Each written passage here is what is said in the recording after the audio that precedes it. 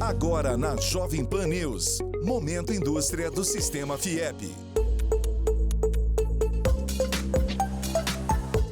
Olá, seja muito bem-vindo a mais um episódio do nosso podcast Momento Indústria. Hoje nós vamos conversar aqui no estúdio sobre uma mudança que já tem data para começar e que exige atenção imediata das empresas e das indústrias. Eu me refiro à nova redação da NR01, entra em vigor em maio e passa a exigir que as indústrias incluam fatores ligados à saúde mental, muito importante aí na gestão de riscos ocupacionais. Aqui no estúdio eu tenho o prazer de receber a Alessandra Pescossolido, engenheira de segurança do trabalho do SESI Paraná. Alessandra, seja muito bem-vinda. Boa tarde, muito obrigada pelo convite e pela oportunidade de esclarecer hoje algumas dúvidas sobre o tema. É um prazer recebê-la. E conosco aqui na bancada também, Dalton Toffoli, gerente de segurança e saúde do Sistema FIEP. Oi, Dalton, tudo bem? Seja muito bem-vindo. Olá, tudo bem? É um prazer estar aqui com vocês e conversar um pouco sobre esse tema que está aí em voga e tão latente perante as indústrias. Acho que primeiro ponto é importante explicar a NR01, né? O que é a NR01? Talvez quem esteja acompanhando não esteja tão familiarizado assim com esse regramento. Pois é, a NR01 ela é uma legislação que já vem aí há algum tempo rodando, as indústrias já estão familiarizadas e ela trouxe alguns conceitos básicos onde a gente trata principalmente do gerenciamento de riscos ocupacionais. Ou seja, a gente fazer a gestão de todos os riscos ocupacionais dentro da indústria.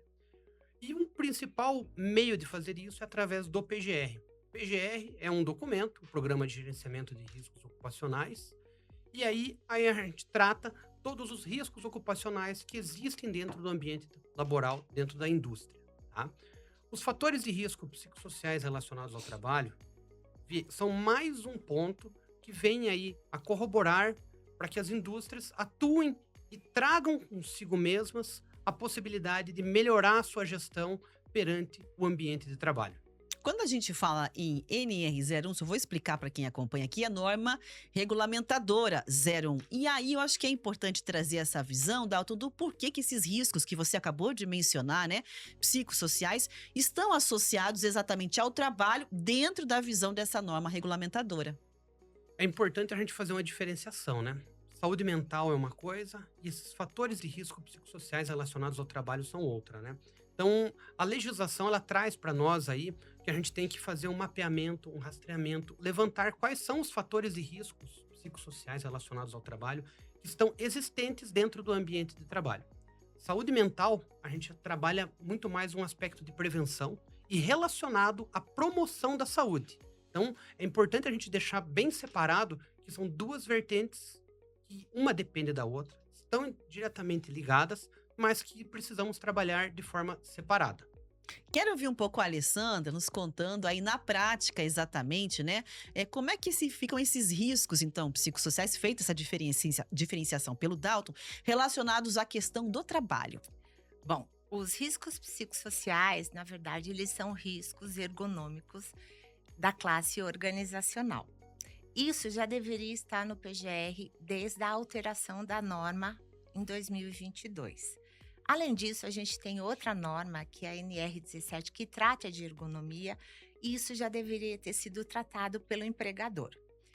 Mas, com a alteração da norma e com a exigência clara pelo governo que esses riscos psicossociais deveriam estar dentro do PGR, a organização, como assim está escrito na NR1, ela deve avaliar estes riscos. Porém, o governo não definiu claramente quais os riscos que deverão ser avaliados. Mas nós já fazemos a análise técnica dos riscos organizacionais, porque dentro da ergonomia nós temos riscos de mobiliário, ambientais e organizacionais.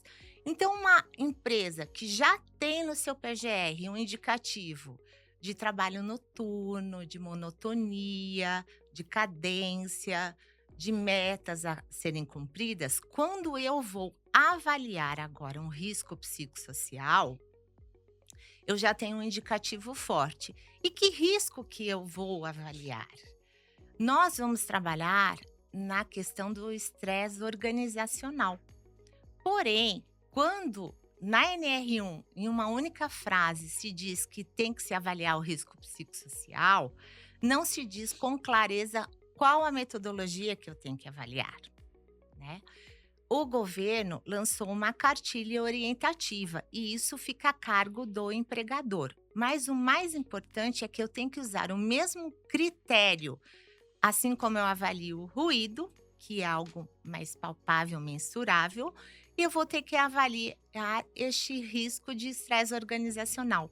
E isso na prática não existe, porque eu tenho que considerar 2 variáveis. Então, eu tenho que ter um recurso antes, uma metodologia, uma ferramenta de análise da ergonomia, validada cientificamente, para depois eu inserir esse risco dentro do meu programa de gerenciamento de risco. Então, peraí, deixa eu ver se eu entendi aqui direitinho, assim como quem está nos acompanhando. Ou seja, existe um primeiro passo nessa discussão, buscando uma atualização, mas ainda está muito em aberto. Faltam critérios mais específicos de como é que você vai avaliar essa prática profissional para minimizar ou atender a identificação de riscos como estresse no ambiente de trabalho, por exemplo. É isso? Então, o governo lançou uma cartilha onde ele dá as diretrizes. Então, a empresa que vai definir. Pode ser através de uma oficina ou pode ser outra metodologia. Não está definido a metodologia de avaliação de risco. Quando eu faço esse primeiro levantamento, que eu tenho que definir se é perigo ou risco, que isso é um conceito fundamental na segurança do trabalho, o perigo está associado à fonte geradora. O risco é a frequência com que eu estou exposta àquele perigo. Então, são conceitos diferentes. Eu tenho que entender que a minha organização pode ter um perigo, mas ele está controlado dentro do ambiente laboral. E quando eu faço a análise ergonômica preliminar, que já é um documento básico que deveria estar dentro desse PGR, eu consigo mapear onde eu tenho que trabalhar na organização nas questões de prevenção. Mas quem define o modo operante é a organização, não foi o governo que definiu. Mas eu tenho que ter evidências técnicas, não subjetivas, do que a empresa avaliou esses fatores de riscos psicossociais. Ô, Dalton, para a gente tornar mais claro para quem nos acompanha aqui, eu já vi que você fez a diferenciação entre 2 temáticas já no começo da nossa conversa, né? Mas quando a gente fala em riscos psicossociais, o entendimento geral é que são riscos que podem afetar a saúde mental do trabalhador, né? Tendo ali, portanto, dentro dessa metodologia que varia conforme o perfil da indústria, o perfil também do trabalho executado, esses instrumentos para fazer essa avaliação, né, de maneira bastante precisa e justa. Agora, é uma tendência global? Por que a gente está vendo essa discussão, né, ganhar força nesse momento? Exatamente. São riscos que estão diretamente ligados com a saúde mental, tá? A gente só tem que separar a forma da gente tratar eles, tá? É sim uma tendência global. Estão diretamente ligados aí ao ambiente industrial, ao ambiente produtivo, ao ambiente doméstico, inclusive, tá? Quando a gente olha a parte de saúde mental. Mas no Brasil a gente está olhando neste momento os riscos psicossociais associados ao trabalho, tá? Então é importante a gente ter essa diferenciação e saber também que isso já foi abordado em outros temas. Países desenvolvidos como a Europa já vem trabalhando com isso e chegou a nossa vez e está atuando aqui no Brasil. Por quê? A gente vê que o número de afastamentos relacionados a esse risco estão subindo bastante. A gente tem aí um grande número relacionados a afastamentos de saúde mental, só que muito mais para a parte que não é ocupacional, ou seja, aquilo que é a vida pessoal, tá? Então, quando a gente olha a parte ocupacional, existe sim, tá, afastamentos, mas ele tem aí um percentual bem menor. O governo trouxe isso agora para a gente poder buscar essa diferenciação.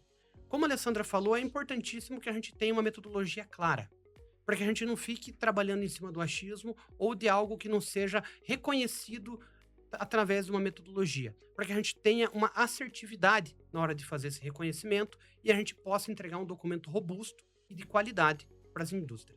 E, por exemplo, então, na sua visão, é importante que a gente tenha essas ferramentas e instrumentos até para fazer a identificação adequada, né? Nos casos aqui, por exemplo, compreender qual é a raiz verdadeira de um problema que envolva uma pessoa que esteja trabalhando, mas que tem sua vida pessoal em relação a algum quadro que se apresente conectado aqui aos riscos psicossociais. É isso. Isso mesmo, tá? E é muito importante que a gente tenha aí uma clareza que isso não tá vindo para prejudicar.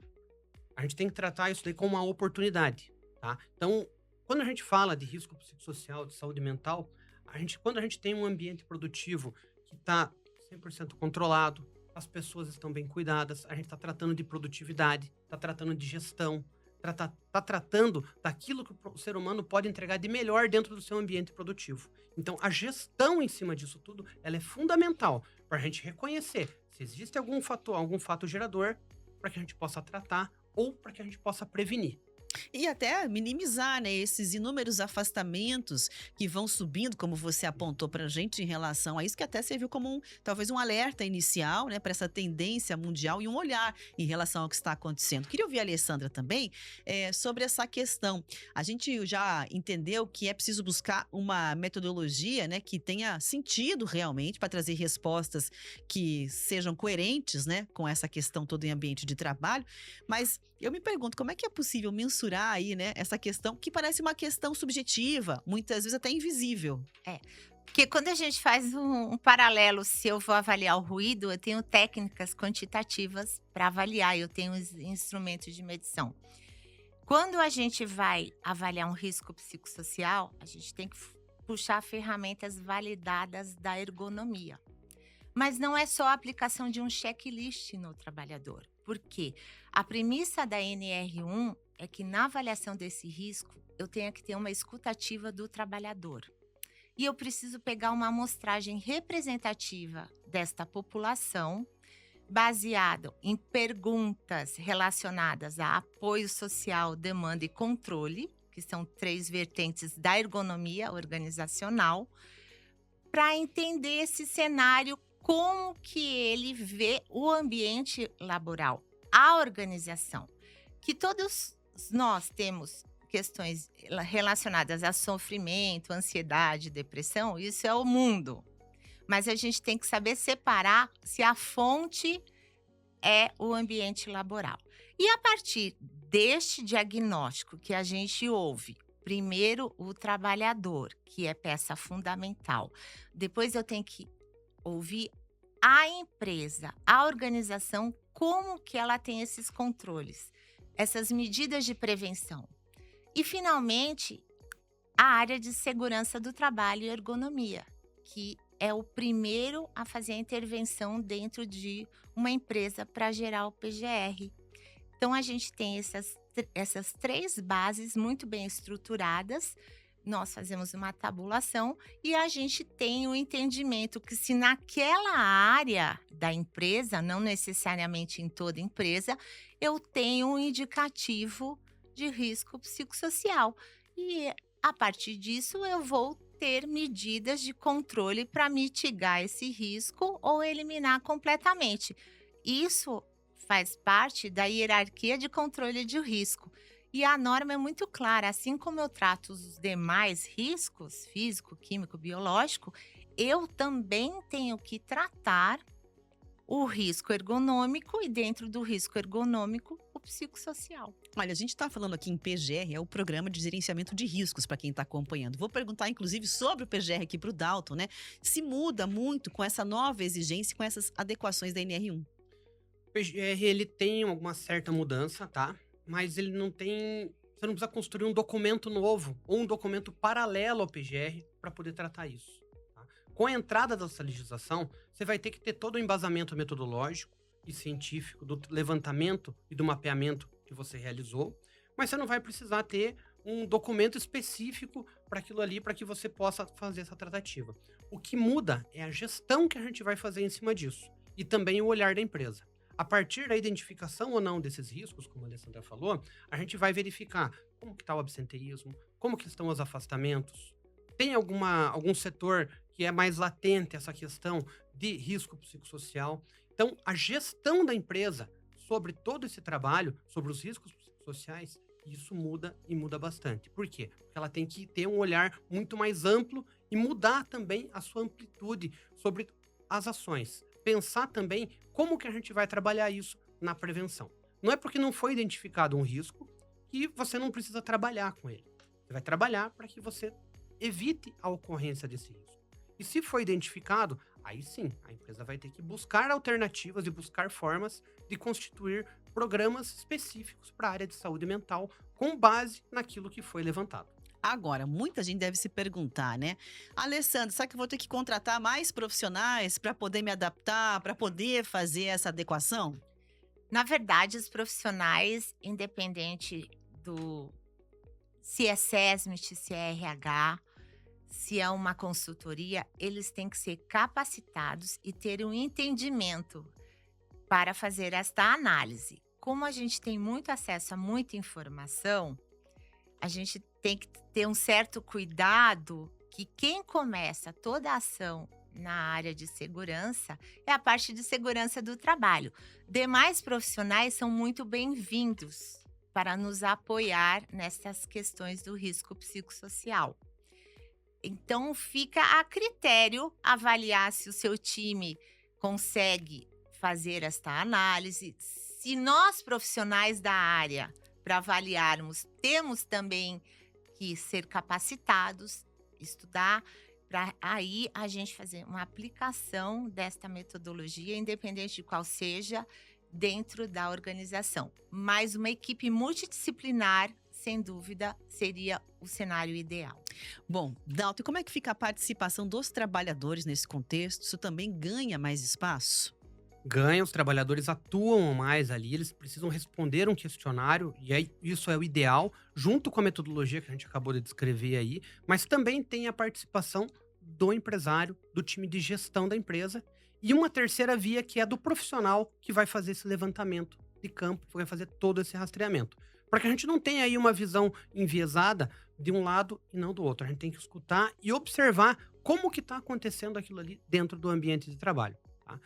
É uma oportunidade que a gente tem de escutar o trabalhador, de identificar se existe alguma fragilidade ou não dentro do ambiente de trabalho, para que o time de gestão olhe e trabalhe aquilo ali para melhorar a percepção do trabalhador, melhorar a forma de comunicação sobre metas, prazos, os combinados que existem em todas as empresas, para que a gente possa ter aí sim ambientes mais fluidos e também trabalhar em cima da prevenção dos riscos psicossociais. Ou seja, a gestão é fundamental para que a gente possa estar cuidando e mapeando tudo isso. Eu só ia pontuar que a Alessandra falou exatamente isso. Vai ouvindo, né? Os funcionários, a empresa, todos os lados, buscando exatamente esse caminho, né, Alessandra? A partir do momento que eu tenho que ter essa escuta ativa do trabalhador, deve ser significativa esta amostragem e com total isonomia. Tem que ser um processo randômico. Eu não posso excluir um trabalhador, né? Então, eu tenho que fazer de uma maneira limpa, transparente, dentro daquele ambiente. Pode ser que um setor tenha, que o outro não tenha. E aí eu vou investigar se eu tenho um problema de liderança, por que eu tenho um turnover, se eu tenho um excesso de hora extra, se eu não tenho clareza nas minhas metas. Não necessariamente em toda a organização eu tenho o problema do estresse ou da sobrecarga mental. Mas eu tenho onde está o problema, onde foi identificado o risco. Aí sim eu tenho que aprofundar a análise, adotar outras medidas para eu conseguir reduzir e reavaliar novamente. Porque o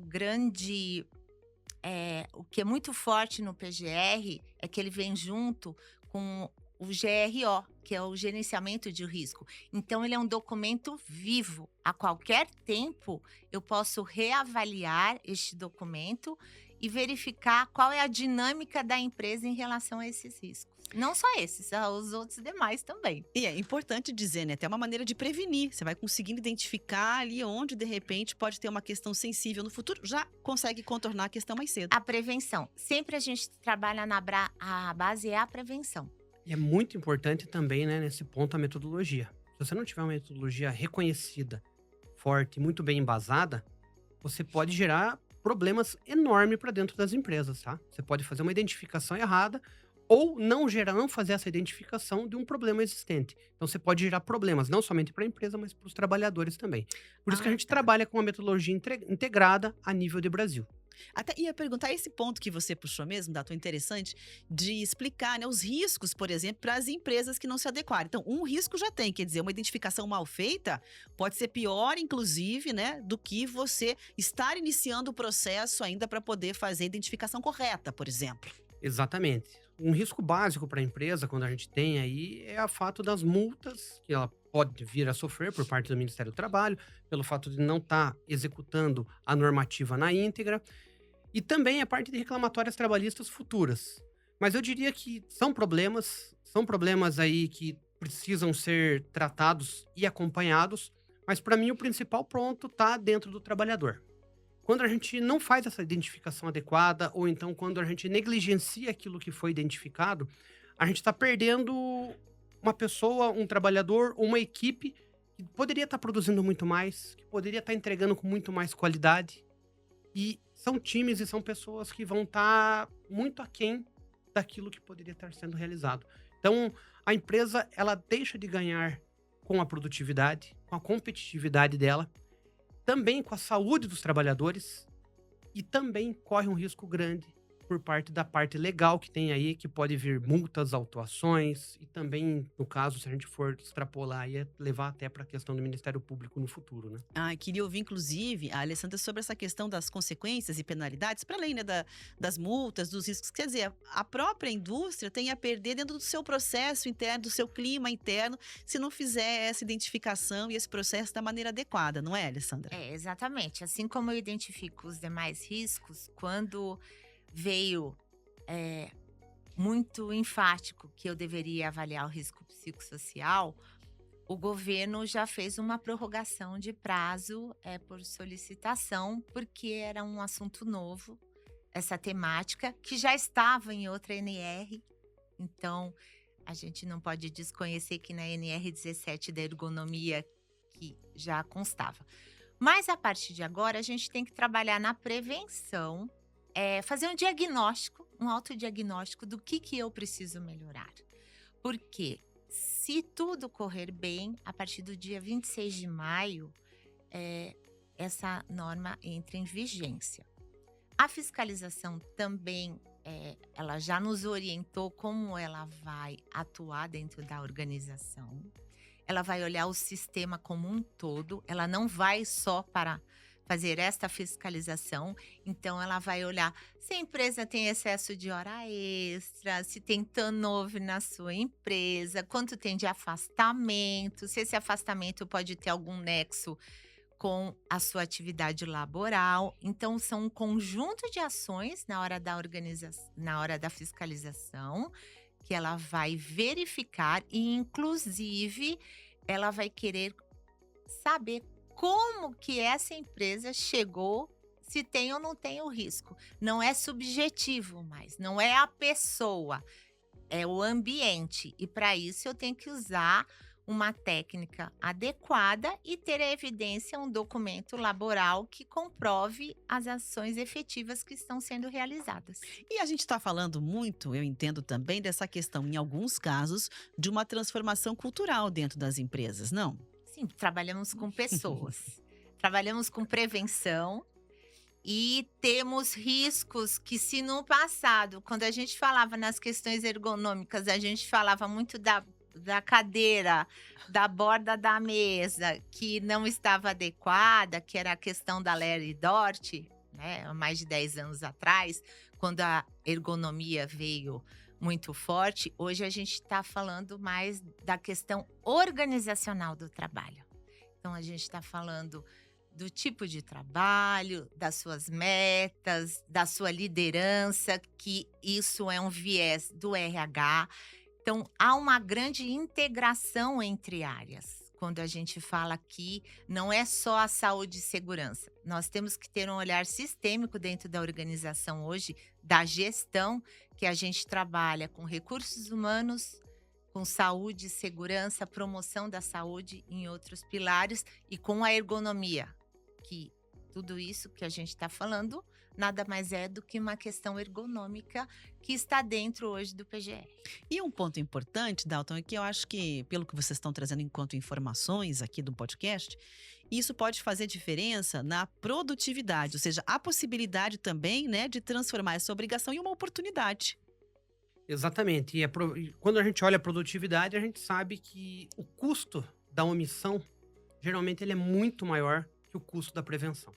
Então é importantíssimo que a gente tenha esse olhar de gestão, para que a gente possa estar atuando e buscando os pontos-chave onde é que a gente vai trabalhar. Identificou pontos de estresse, identificou pontos ali que são fundamentais, que são riscos dentro do ambiente, você deve tratar.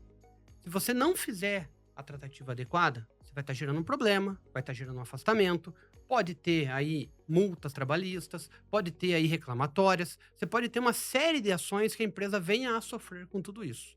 Por isso que a gente está reforçando, né, o ponto da gestão, o ponto da prevenção, que são fundamentais de como o empresário deve encarar nesse momento. Não deve olhar isso somente como um problema, e sim como uma oportunidade. Se ela for bem gerida, ela vai gerar mais produtividade, ela vai gerar um ganho maior e vai entregar aí ambientes de trabalho mais saudáveis e seguros para os trabalhadores. Acho que é importante a gente contar também para quem nos acompanha, Alessandra, como é que o sistema FIEP, por meio do SESI Paraná, pode apoiar nesse processo. Bom, o SESI Paraná faz parte de um grupo técnico com demais departamentos regionais ligados à Confederação Nacional da Indústria. E nós desenvolvemos uma metodologia de avaliação do risco psicossocial do estresse com demais departamentos regionais, baseado exatamente na escutativa do trabalhador, com um checklist, que é a base JSS da ergonomia. São algumas perguntas que a gente faz a aplicação no trabalhador. A gente também desenvolveu um checklist para organização por autodeclaração e capacitamos o nosso time técnico, né? Um grande desafio para a gente também. E a gente vai na indústria e faz essa aplicação, explica para o trabalhador o que está acontecendo, é muito transparente e a gente faz essa avaliação. Da nossa metodologia, a gente tem 3 possibilidades: do reconhecimento do fator de risco psicossocial, do aprofundamento de uma análise, eu preciso usar outros critérios, e do não reconhecimento. E a partir disso, a gente vai para o programa de gerenciamento de risco, que é o grande desafio, porque eu tenho que avaliar o mesmo risco do ruído do psicossocial.